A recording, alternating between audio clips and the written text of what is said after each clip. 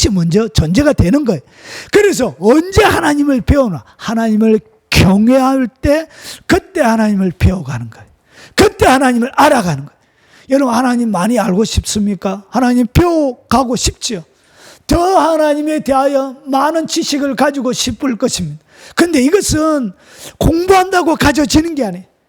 여러분, 돌처럼 하나님의 말씀에 대해서 공부를 많이 했는데도 불구하고 예수님을 하나님의 아들로 인정하지 않고, 그리고 성경을 하나님의 말씀으로 100% 정밀하게 인정을 하지 않고 신앙 고백도 제대로 하지 않는 이유가 뭐죠? 그런 학문으로 접근하기 때문에 그래요. 살아계신 하나님의 말씀으로 하나님을 경외함으로 접근하는 것이 아니에요. 하나님은 어떻게 하느냐? 공부를 많이 한다고 책을 많이 읽는다고 하는 게 아니에요. 하나님을 경외함으로, 하나님을 경외할 때 우리가 하나님을 알아가고 하나님을 배워가고, 그리고 하나님을 그때 내 삶들 가운데 진짜 살아계신 하나님으로 우리가 알아가는 것입니다. 이런 자들이 결국은 하나님을 알기 때문에 하나님의 적그리스도보다 더 크고 결국은 그 환난의 끝이 있다는 걸 알고, 그리고 천년왕국이 기다리고 있다는 것을 알기 때문에 그 약속을 그들이 믿기 때문에 지금 당하는 핍박과 어려움보다 하나님의 약속의 말씀이 더 존귀하고 가치 있고 그것이 더 생명을 걸 만한 가치 있는 것이라고 그들이 알기 때문에 뭐 하는 것이죠. 그의 일생을 핍박과 환난 가운데서도 주님에게 던지는 것입니다. 왜냐? 그게 더 큰 것이거든. 비교할 수 없는, 눈에 보이는 핍박과는 비교할 수 없는 것이거든. 그래서 하나님을 어떻게 배우느냐? 공부한다고 하는 것이 아니라 누구에 듣는다고 아는 것이 아니라 하나님을 경외할 때만 그때 하나님을 진짜 아는 것입니다. 그리고 그 다음에 하나님을 뭐하죠? 그래서 섬기는 거예요. 하나님을 경외함으로 뭐하고? 섬기고, 하나님이 좋아하는 것들을 하나님을 섬긴다는 것이 뭐죠? 첫째는 하나님 눈에 보이지 않습니다. 눈에 보이지 않는 하나님을 우리가 어떻게 섬겨요?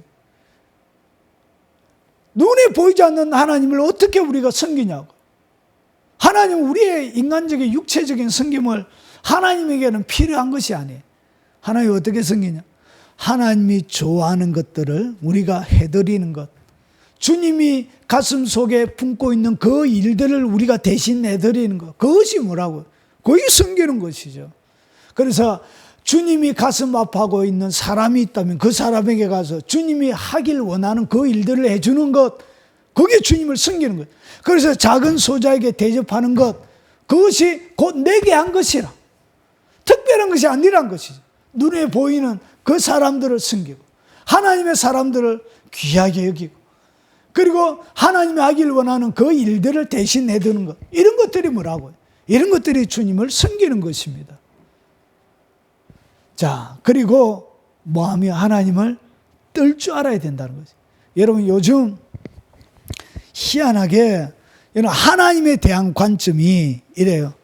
부흥 시대에, 하나님의 거대한 폭발적인 부흥이 일어났을 시대에 하나님에 대한 생각들과, 그리고 타락한 시대에 하나님에 대한 생각이, 백성들이 인식이 전혀 달라요. 자, 이게 뭐냐? 이런 부흥하는 시대, 조나단 에드워드나 조지 위필드나 살았던 18세기 부흥의 시대에 하나님에 대해서 성도들이 어떻게 했냐? 하나님을 두려운 존재로 알았습니다.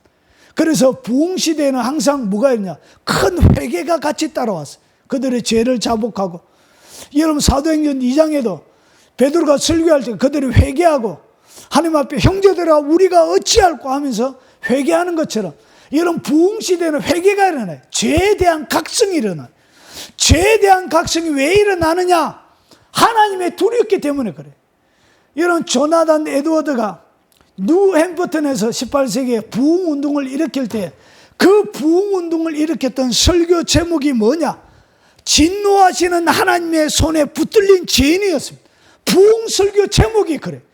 진노하시는 하나님의 손에 붙들린 죄인, 그 죄에 대한 깊은 각성, 하나님에 대한 두려움, 그것이 결국은 거대한 부흥을 일으키는 것입니다. 그런데 타락한 시대는 하나님을 어떻게 하냐? 사랑의 하나님으로 알았어요. 하나님은 사랑이 많으시다. 사랑이 많으시다. 사랑이 많기 때문에 뭐 할 필요 없어요. 두려워할 필요 없이 마음대로 살아가는 것입니다.